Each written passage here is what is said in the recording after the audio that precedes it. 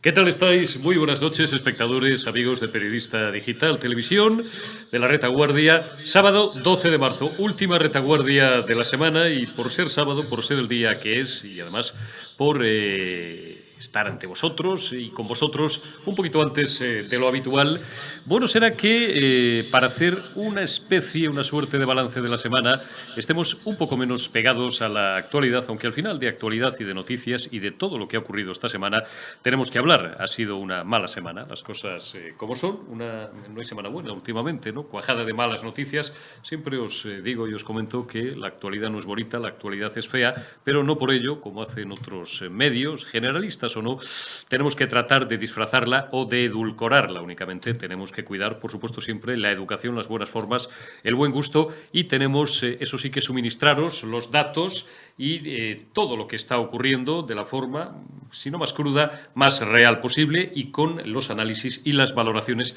más independientes. Ha sido una semana, hoy se cumplen exactamente 15 días de la guerra, que no de la guerra de Putin, de la guerra entre Ucrania y Rusia, las cosas como son, y luego cada uno tendrá su propia opinión de lo que está ocurriendo. A nosotros, por encima ya de buscar culpables, de demonizar o no demonizar a Putin, ya sabéis que se imponen corrientes de toda la haya, y más en los últimos días, en los que se está procediendo a un análisis más exhaustivo y más detallado de muchas de las cuestiones que rodean a esta guerra, que en realidad no ha comenzado hace 15 días. Es un asunto que se viene arrastrando en última instancia y como mínimo desde que en 2014 Putin invadiera Crimea y desde que también se produjeran los sucesos en la región de Donbass, en una de las regiones orientales de Ucrania, aquel referéndum que ganaron por abrumadora mayoría los rusófilos. La mayoría de la población, más del 90%, como se sabe, en esa región es rusa. Pero por encima, digo, de analizar, que ya lo hemos hecho hasta la saciedad en la semana que ahora concluimos y en la anterior, especialmente y particularmente interesante fue la entrevista que mantuvimos con la profesora de Historia del Mundo Actual, mi querida y gran amiga, que volveremos a invitar la semana que viene, Sara Núñez de Prado Clavel, y que nos aportaba una serie de reflexiones muy lúcidas, digo, sobre todo lo que rodea esta guerra y todos sus antecedentes históricos, básicamente étnicos y geopolíticos. Tenemos que atender ya las consecuencias, y las consecuencias son duras. No digo yo que tengan razón, pero tampoco se la voy a quitar a los que justifican prácticamente por entero a este conflicto en razones económicas. Lo cierto y verdad es que ayer conocimos un dato, por ir a lo doméstico, por ir a lo nuestro, absolutamente terrible. Un 7,6 de inflación es lo que tenemos ahora mismo en España. Se nos abren las carnes. La inflación, siempre decimos que es el impuesto de los pobres, porque es ese impuesto silente que afecta a tu bolsillo, a todos y cada uno de los productos y de los servicios que consumes y que necesitas, y que básicamente sufrimos las clases medias. Una gran cantidad de ERTEs. Luego, dentro de unos minutos, charlaremos con Sergio Bravezo, un buen amigo y diputado popular en la Asamblea de Madrid, que ya me alertaba ayer acerca de la cantidad de ERTEs que se van a producir o que se están produciendo ya en grandes empresas como, bueno, pues en fin, él mismo nos lo va a decir. No quiero yo dar algunos nombres para que no parezca que tengo nada en contra de ninguna gran corporación y a favor de otras que puedo olvidar, pero son numerosos los ERTEs, insisto, que están ya en marcha o que se están preparando. Se van a destruir, se van a perder, espero que no cientos, por lo menos decenas de miles de puestos de trabajo, cientos de miles probablemente también. Vamos a pagar una luz carísima. Tenemos a los presidentes autonómicos reunidos en La Palma y que, increíblemente o no, van a asumir la propuesta que parecía una butad de hace unos días del responsable de la política exterior europea, Josep Borrell, de rebajar el termostato al menos 1 grado. Vamos a pasar frío. Bueno, pues oiga, cada uno en función de sus capacidades. La vida es así de cruda y la vida es así de triste. ¿Está garantizado el suministro energético a pesar del gobierno que padecemos? Ha dicho Teresa Rivera y ha dicho Pedro Sánchez que sí. No es que nos fiemos de ellos en exceso. Nos consta, por opiniones técnicas independientes, como la del otro día de nuestro buen amigo Javier Peón, consultor energético independiente, que sí, que está garantizado. Otra cosa es al precio al que lo vayamos a pagar. Hablaremos de esto y hablaremos también de los últimos tsunamis políticos en la escena nacional. Finalmente, y contra todo pronóstico, sabéis que Vox y el Partido Popular, ya os lo comentábamos el pasado jueves, llegaron a un acuerdo de gobierno que no solamente va a quedarse en los meros y estrictos límites de la comunidad más grande de España, que es Castilla y León, 9 provincias muy importantes, arquetipo y paradigma de la España vaciada, de esa Castilla vieja y de esa Castilla profunda, de la que muchos procedemos, sino que puede alumbrar un camino más global para el futuro inmediato, por supuesto, inmediato de la política española. Pero para no hacer esperar ya más a nuestro invitado, porque un sábado pues sería descortés el robarle demasiados minutos, saludo ya a Enrique Calvet, ex eurodiputado del grupo, del grupo ALDE, que lo fue en el Parlamento Europeo y que también militó en las filas de Ciudadanos, pero que por encima de eso atesora una larguísima experiencia en la vida pública y también en la vida privada, abogado, economista y sobre todo atento y agudo observador de lo que nos pasa y de por qué nos pasa. Don Enrique Calvet, muy buenas noches. Muy buenas noches y dos pequeñas precisiones, precisamente. Corríjame. Como nadie es perfecto, no soy abogado, es decir, no soy del mundo de las leyes, soy economista, físico y filólogo, pero no abogado. Bueno, no le Y parezca a otra usted cosa poco. Economista, físico y filólogo. Yo es que le he oído alguna disertación jurídica, entonces... licenciado en letras francés en España. Sí, dígame. Sí, no, que digo que te he escuchado, porque son muchos ya los años desde que nos conocemos y hemos coincidido en miles, no, pero en cientos de tertulias, tampoco somos tan mayores. Te he escuchado más de una y más de dos disertaciones jurídicas absolutamente, pues lúcidas, y no sé por qué, pues me había llevado la cabeza también a etiquetarte como jurista, pero tu formación es absolutamente, y tu currículum es absolutamente impresionante. Quiero preguntarte, Enrique, y quiero ir muy picado para no robarte demasiado tiempo y tampoco a nuestros espectadores hoy sábado, que es un día un poco más ligero, por tu opinión acerca, ya no vamos a hablar de verdad porque estamos cansados y cada uno ya tiene su opinión, hemos vuelto a trincharar a la opinión pública en dos, los que están a favor de Putin, los que están en contra de Putin y tal, pero sí quiero hablar de las consecuencias, y las consecuencias económicas se están demostrando absolutamente terribles. Ayer conocimos el dato de la inflación, 7,6, sabemos que vamos a pagar la energía, si ya desde septiembre se nos abrían las carnes con el precio cada día del megavatio hora, esta semana se marcó un récord histórico, 544 euros, cuando pues hace 4 o 5 años pagábamos 60 o 70, y la posible destrucción de cientos de miles de puestos de trabajo, y esto desde luego, como insinuó cínicamente el otro día el presidente del gobierno en sede parlamentaria, no es culpa de Putin, Enrique, esto es culpa de una pésima política económica y de una pésima gestión de los socialistas y de los comunistas, de los socialcomunistas, que llevan 3 años en el poder. ¿Para qué nos vamos a engañar? ¿Que la situación es mala? Sí. ¿Que podían haber tomado medidas para mitigarla? También. No, por supuesto. Es decir, sí, en efecto, la situación es mala. Yo creo más que probable que en Europa no haya, podamos salvarnos de una guerra abierta y cruenta en el territorio, pero de la guerra económica no. Esa ya está ahí, durará y va a exigir sacrificios y nos va a desestabilizar económicamente. Pero eso dicho, evidentemente, lo que es concretamente el problema de la inflación empezó mucho antes de la invasión de Ucrania, y no es tanto España como siempre el que sufra digamos, lo que se llaman los choques externos, igual que Europa, porque también hay inflación americana.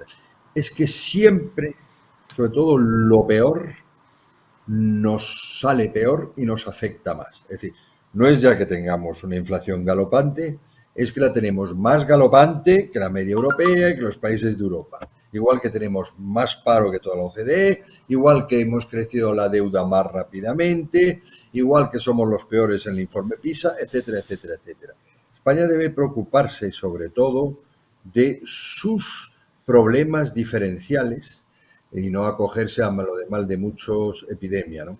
Entonces es deshonesto intelectualmente lo que hizo el señor Sánchez diciendo, no, oiga, es que la culpa de la inflación la tiene Putin. No, señor. Eso empezó hace 6 meses. La culpa de la inflación la tiene la culpa de la inflación global la tiene una política energética absolutamente disparatada por parte de la Unión Europea y por parte de nuestros gobiernos, desde el parón nuclear hasta ahora, ¿verdad? Y el hecho diferencial mayor de la inflación española sobre los demás lo tiene pues nuestras rigideces estructurales, que son nuestros pecados desde hace varios decenios, y nunca hemos hecho reformas estructurales, siempre las crisis nos pillan con el pie cambiado, y claro, los parches Los parches son difíciles de poner cuando tienes un endeudamiento como el que tenemos hoy en día. ¿Usted cree, don Enrique, que atendiendo a las últimas declaraciones de los responsables del Banco Central Europeo, pongo en antecedentes a nuestros espectadores que no tienen por qué ser expertos en economía, el tapering, el famoso tapering, lo que venía a significar es la retirada de estímulos económicos, pues si nos remontamos yo creo que desde el año 2000 aproximadamente, ¿no? Cuando don Alan Greenspan era presidente de la FED, de la Reserva Federal Norteamericana, y empezó a darle a la máquina de producir billetitos verdes, en serio, generando a lo mejor una inflación bestial. Sí, reactivando y estimulando artificialmente la economía, también creando mercados zombies. Hablo básicamente no solamente de las bolsas, sino de otro tipo, en fin, de la economía global y básicamente financiera y fiduciaria, que es en la que estamos. También algo a lo que los liberales, en estricto sentido, se han opuesto siempre, y algo más querido, más apreciado por los socialdemócratas. Eso sirvió también para sacarnos de la crisis de 2012, aquellas famosas 7 palabras de Mario Draghi: haré todo lo que sea necesario, todo lo que esté en mi mano, cuando teníamos en España una prima de riesgo de 666 euros, llegamos a tener 666 puntos básicos, respecto al bono alemán, que era el bono de referencia. El Banco Central Europeo no puede producir dinero, como se sabe, pero sí puede comprar deuda a cascoporro, con las manos y con los pies, sobre todo en los mercados secundarios de los países del sur, que fueron los más azotados y los más castigados por la penúltima crisis, por la crisis del 2008 al 2012, anterior a la pandemia. Esos estímulos económicos, digo, ese tapering que se iba a retirar, claro, muchos sugerían que quizás ahora, precisamente ahora, no sería el momento de hacerlo. Y sin embargo, parece que existe, o no, usted me corregirá, don Enrique, una voluntad decidida de hacerlo, pues con la consecuente subida de tipos de interés, va a haber menos dinero en el mercado, las cosas como son, y con unas consecuencias que yo no sé si van a agravar o no la situación. También es verdad que, precisamente por culpa, que es el revés de la moneda, de esa política absolutamente expansiva, se estaba generando, dicen los que saben, una burbuja de deuda que dentro de unos años iba a ser insostenible. ¿A usted qué le parece? Sí, lo de la burbuja de deuda era una previsión razonable, pero también cuando la deuda es universal, cuando el problema afecta a todo el mundo, bueno, hay una gran complicidad para que no se convierta en tragedia. En cambio, cuando solo algunos países tienen deudas es cuando llegan los defaults, es decir, cuando ya no te presta nadie. Y eso es ruina, es decir, porque sencillamente no tienes dinero ni para invertir ni para cubrir tus necesidades. Es lo que le pasó a Grecia, por ejemplo, ¿no? Que tuvo que hacer cosas como rebajar un 35% las pensiones, etc. Bueno, vamos a ver. Hay una verdad insoslayable. El Banco Central Europeo, a diferencia de la Fed americana, tiene un objetivo claro e indisociable, que es el mantener la inflación alrededor del 2%. Entonces, ese es su objetivo. Draghi pudo hacer lo que hizo a mi modo de ver muy bien, porque la inflación estaba baja. Entonces, él incluso decía que tenía que animar, estaban por debajo del 2%, tenía que animar la economía y seguía la guía. Pero claro, en este momento es muy difícil que el Banco Central Europeo, renuncie, y menos estando vigilantes los alemanes, que aborrecen la inflación con espanto. El Banco Central Europeo no puede dejar de cumplir con su misión casi fundacional, ¿verdad? Y por lo tanto, los métodos que hay para bajar la inflación desde el punto de vista monetario es restringir la cantidad de dinero. Y hombre, vamos a ver cómo se sale de eso Lagarde. Hay cosas desde que, bueno, pero eso lleva a su tiempo, cambiar los estatutos del Banco Central Europeo o disimular de alguna manera, pero vamos, el tapering con esta inflación que puede convertirse en una inflación de 2 dígitos en España, lo cual es una tragedia en breve, no tiene más remedio que actuar, y actuar en el sentido del tapering o en el sentido de la restricción de liquidez y la neutralización de liquidez, ¿no?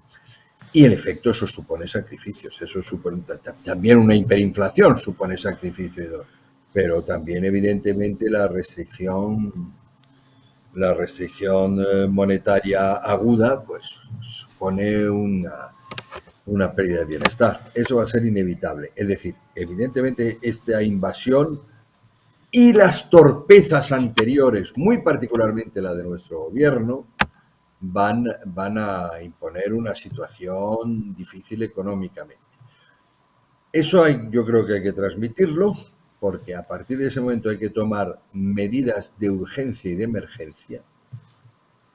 Y estoy escribiendo un artículo sobre ello, y sobre todo hay que concienciar a la gente, hay que decirle la verdad de la gravedad de la situación, de lo que se debería hacer, pero a veces es de lo que se puede hacer. Hay que cuidar muy mucho de repartir socialmente de manera equitativa los sacrificios, porque si no, la desestabilización social es gigantesca y se comprende.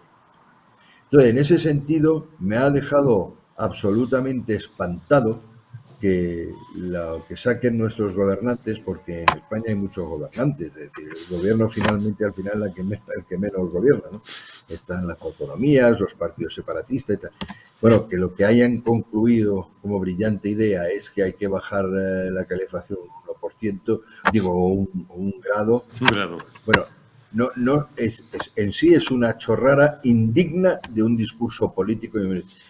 Eso en sí, pero como síntoma demuestra que estamos gobernando como locos, por locos. Estamos en una nave conducida por un mandril borracho que no se atreve ni siquiera a decir a la tripulación que estamos en peligro.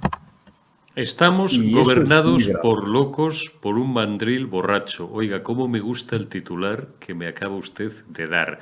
Y añado yo, y esto lo digo yo, me he prometido, lo repito mucho en los últimos días, intentar utilizar en la menor cantidad de expresiones malsonantes. Nos toman por imbéciles, don Enrique. Nos toman por idiotas a los votantes. Sí, y desgraciadamente si hay millones de personas en este país que siguen votando, callando, pagando y tragando. Por eso digo, si quiere usted encontrar las buenas palabras, en vez de mandril puede poner copito de nieve y se lo dedicamos a Ada Colau.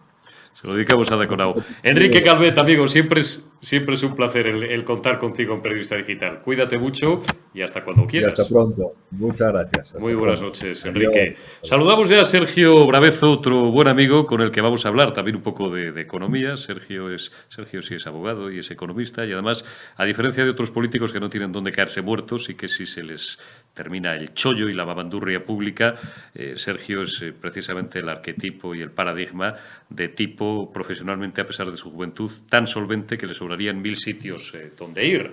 No sé si os lo he presentado alguna vez en este canal, digo, en otros sí, Sergio, antes de entrar en política, primero en el Partido Ciudadanos y ahora en el Partido Popular, que es donde milita, es diputado, como os digo, popular en la Asamblea de Madrid, pues trabajó muchos años en el departamento financiero de grandes corporaciones internacionales como Alstom, por ejemplo, y tiene una cabeza especialmente bien arquitecturada. Don Sergio Bravezo, muy buenas noches. ¿Cómo estáis? Oye, no te quejarás. Bienvenido a Periodista Digital Televisión, a la retaguardia. Oye, te he puesto la alfombra, ¿eh? No he dicho nada que sea mentira, por lo demás.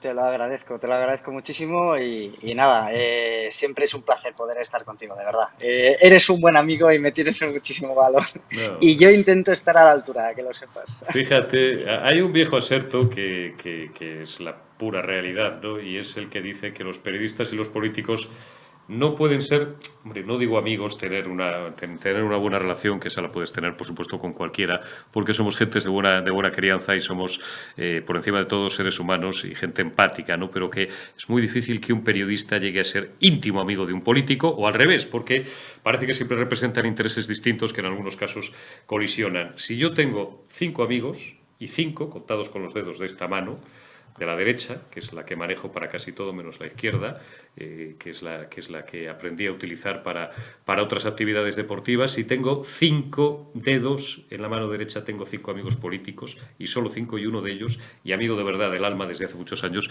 es Sergio Bravezo. Oye, Sergio, enseguida voy a hablar contigo del pacto entre Vox y el Partido Popular en Castilla y León, pero vengo de charlar un rato con Enrique Calvet. Tú tienes una formación económica más que sobresaliente. Dame también una pátina de la situación en la que estamos. ese dato terrible que conocimos ayer viernes, ese 7,6 de inflación, que es un dato que nos retrotrae, pues nada más y nada menos que a los tiempos de Carlos Olchaga Catalán, cuando tú eras pequeño y yo era todavía también muy, muy joven, ¿no? Hemos retrocedido casi 40 años en el tiempo, no hemos avanzado nada, y encima tenemos a unos sinvergüenzas que dicen en sede parlamentaria, sinvergüenzas no como insulto, sin espacio, vergüenza, sin ningún tipo de vergüenza, dicen que la culpa es de Putin, que ellos pasaban por aquí. Dices, joder, pues si lleváis gobernando 3 años, que la energía se va a disparar, claro, que el suministro está garantizado, seguramente, que la vamos a pagar a precio de oro, también. Por cierto, hay quien dice por ahí, compren ustedes oro. Cuidado con el oro, ¿eh? Se lo dice una persona que tiene, cuando tuve una crisis y me fui 3 años de esta profesión y volví y me dediqué profesionalmente al mundo de la bolsa, el oro es como la fiebre de los niños, ¿eh? Ustedes no sé si han tenido hijos pequeños que de repente una noche, a las 10 de la noche, se te ponen 41 y con el Dalsi o lo que le den ahora y tal, y de repente en media hora pues se le baja, ¿no? Ojo con el oro y ojo también con qué oro compran, Sergio, porque hay gente que como esto lo entiende, pues no tiene por qué tener formación financiera, se van a buscar un lingote, no un ETF o algún tipo de producto financiero, en fin, algún derivado referenciado a un activo subyacente como en este caso sería el oro. Digo, por encima de alguna que otra broma, pero estoy hablando muy en serio. Vienen curvas muy serias, no motivadas por la guerra, motivadas por una pésima gestión económica. Te digo lo mismo que le he dicho a Calvet. ¿La situación es mala? Sí. ¿Va a empeorar? Seguramente. ¿Podían haber hecho algo más para mitigarla? Sin ninguna duda. De los datos que más me está preocupando son aquellas grandes empresas pues, en las que he podido trabajar, por ejemplo, y que ha sido siempre en el mundo industrial. Y ahí estamos viendo 2 casos muy alarmantes, que son empresas como Acerinox y Acerol, empresas que están utilizando la electricidad de manera intensiva para poder desarrollar su trabajo, que están aplicando ERTES en sus compañías. ¿Eso por qué sucede? Porque los costes están aumentando de una manera espectacular, concretamente en energía, y a partir de ahí no es posible que la empresa asuma esos costes, porque si no quedaría en pérdidas y tendría que cerrar la compañía. ¿Qué está haciendo para solucionar el problema de una manera parcial y transitoria? ERTES masivos que afectan, pues ya digo, a estas 2 grandes empresas dedicadas al acero, pero que también están afectando a otras compañías, por ejemplo, del mundo del automóvil, que tienen problemáticas a la hora de recibir semiconductores y chips, y luego empresas pues de todo tipo del ámbito industrial. Además de empresas que se dedican a la agricultura, que se dedican a fertilizantes, etcétera. Bueno, es una situación que no se ha querido atajar en España, especialmente porque la inflación afecta a todos los países de la Unión Europea, pero resulta que no afecta a todos los países por igual. ¿Eso qué quiere decir? Que hay países que sí aplican medidas que pueden apalear esa inflación y otros países que no están haciendo absolutamente nada o todo lo contrario, están incrementando esa inflación, como es el caso de España, que casi dobla pues la mayoría de países europeos. Está absolutamente claro. Me había dejado yo esa derivada que sí la había comentado con Calvet, la posibilidad más que real, desgraciadamente, de que parecía que había habido una cierta recuperación en lo que tiene que ver con el mercado de trabajo, muy cuestionable. Podríamos hablar del empleo precario, podríamos hablar de esa pseudo reforma laboral que han aprobado, que han aprobado con un íntimo amigo de Teodoro García Egea, al que Dios tenga en su gloria política y que en paz descanse políticamente muchos años, que se equivocó de botón y en vez de ser 174, 175, fueron 175, 174. Vamos a obviar eso porque es agua pasada y cuanto antes se nos olvide, mejor. Pero la pérdida de cientos de miles de puestos de trabajo es una amenaza más que real. Yo soy de los que creo, pero no me gustaría, a menos que quisieras entrar en ello, orientar, insisto, la conversación por ahí, porque ya hemos hablado hasta la saciedad durante 15 días de la guerra, de quién es el culpable o más o menos culpable de la guerra, de si Putin es malo, malísimo y los ucranianos son buenos, buenísimos, si los ucranianos son presuntamente unos nazis y Putin es un patriota o medio pensionista, porque cada día creo menos en el blanco y en el negro y veo que el gris marengo, pero este es un país poco dado a los matices. Lo que sí te voy a brindar es una reflexión. A partir de ahí, la siguiente pregunta. Creo que la guerra va a durar menos de lo que ahora prevén los nuevos expertos en geopolítica. Hasta hace un mes casi nadie sabía dónde diablos estaba Ucrania, lo sabe todo el mundo, y todo el mundo se sabe la historia de Ucrania, y todo el mundo sabe la historia de Rusia, y todo el mundo sabe quién era Vladimir Putin, y todo el mundo habla, para bien o para mal, de Vladimir Putin, que, como nos decía el otro día Sara Núñez de Prado Clavel, bueno, pues nos merecerá la opinión que nos merezca la invasión de Ucrania, pero es verdad que es un tipo que, si lo analizamos fríamente y desde el punto de vista político, lo que piensa es en términos de seguridad nacional. Claro, él tiene sus razones, igual que los ucranianos, lógicamente, les han invadido, pues se tendrá que defender. Lo que quiero decir es que tengo para mí que la guerra va a durar menos. Fíjate, voy a hacer una apuesta, esto es muy arriesgado, pero me la voy a jugar. Para eso me puedo permitir el lujo, llevo 30 años. Voy a sacar la bola. La guerra no va a durar ni un año. No va a durar ni 6 meses. Ya lo verán ustedes y dirán, este ha tomado algo, son las 8 de la tarde, todavía, o las 8 y todavía no. La guerra va a durar poco. Lo que va a durar muchos años, desgraciadamente, Sergio, son las réplicas de este terremoto económico. Si pensábamos que en el 2008 la crisis financiera lo habíamos visto todo, agárrense que vienen curvas. Puede ser que dure mucho, dure poco, ojalá usted tenga razón, y la verdad es que yo soy más partidario de su posicionamiento, creo que va a durar menos de lo que creemos y espero que sea así. Lo que sí que nos está dando la gente cuenta, o esos pseudoanalistas, como bien indicaba, es las consecuencias que vamos a tener de esta guerra. Esto que está sucediendo va a durar muchísimo tiempo. Salir de las cenizas de una guerra es un problema muy largo. Restablecer medidas comerciales es un problema muy fuerte. Empezar otra vez a producir y generar en ese país va a llevar muchísimos años. Restablecer la confianza con Rusia va a ser prácticamente imposible. Por lo tanto, ¿qué debería estar haciendo ya tanto la Unión Europea, pero especialmente España? Estar pensando cómo actuar para restablecer todas esas problemáticas que ya estamos viendo. ¿Qué va a pasar después de la guerra? Tener planes que permitan mejorar la situación, uno, actual, pero dos, ¿qué va a pasar después de que acabe la guerra o que estemos en diferentes situaciones de Guerra Fría, de ampliación, de otro ataque, de ocupación de Moldavia?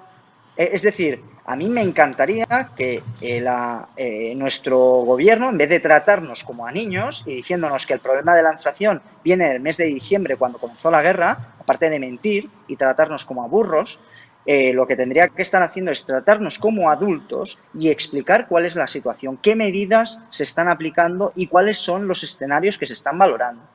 Señor Eurico, si no hacemos eso, mantenemos a toda nuestra población en jaque. Y sobre todo, una de las cosas que sabemos es que la inseguridad jurídica es una de las peores cosas que puede tener un país, una población o cualquier zona económica. Inseguridad jurídica es lo peor y es lo que está haciendo este gobierno. Nuevamente, no tratarnos como adultos, sino como a niños y escondiéndonos los problemas que al final nos explotan a todos en la cara.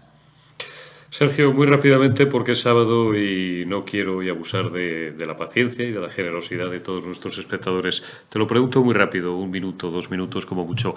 Valórame, que en Periodista Digital no he tenido oportunidad de hablar contigo todavía de ello, valórame el acuerdo in extremis, aunque haya sido in extremis. No voy a entrar en si más o menos a regañadientes por parte de Mañueco, del Partido Popular, si Vox le ha doblado el brazo a Mañueco, si por encima de eso Mañueco al final consigue su objetivo, que es lógicamente gobernar, porque para eso fue el más votado y obtuvo 31 procuradores. Valórame las consecuencias positivas, que sé que ahí estamos de acuerdo. Bueno, hombre, tú eres un diputado del Partido Popular, ¿qué me vas a decir, no? Y cómo esto puede ser un pistoletazo de salida o un farol que alumbre el futuro camino, con carácter inmediato e inmediato, a un gran cambio político en España que de aquí a 2 años, esperemos que sea menos tiempo, año y medio, arroje del poder a los socialcomunistas y devuelva a España a la senda del crecimiento, del desarrollo, de la prosperidad y sobre todo de recuperar las libertades públicas y privadas que nos han robado estos socialcomunistas liberticidas durante los últimos 3 años. ¿Qué situación tenemos? Mire, la única salida que existía era la que se ha tomado, la de ese gobierno que tenemos actualmente de Partido Popular y de Vox en Castilla y León. Creo que el resultado era el esperado, un gobierno de derechas y un gobierno más estable que el que teníamos anteriormente, donde teníamos un gobierno pactado con Ciudadanos que sabíamos perfectamente que iba a presentar una moción de censura y anteriormente ya se había discutido una el año anterior. Por lo tanto, ahora que tenemos mayor estabilidad y un gobierno de derechas, creo que al final se sale ganando en este nuevo gobierno.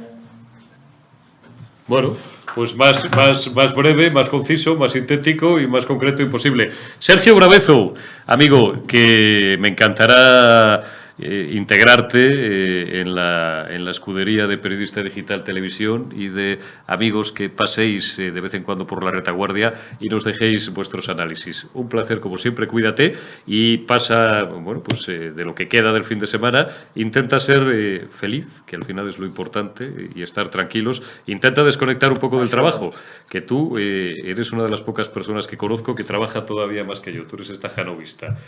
Un fuerte abrazo, Sergio, cuídate. Un abrazo muy fuerte, muchas gracias. Gracias, Sergio. Y gracias también a todos vosotros. No va más por hoy. Hemos intentado, bueno, iba a decir hacer una retaguardia por ser la última de la semana más ligera y de repaso general.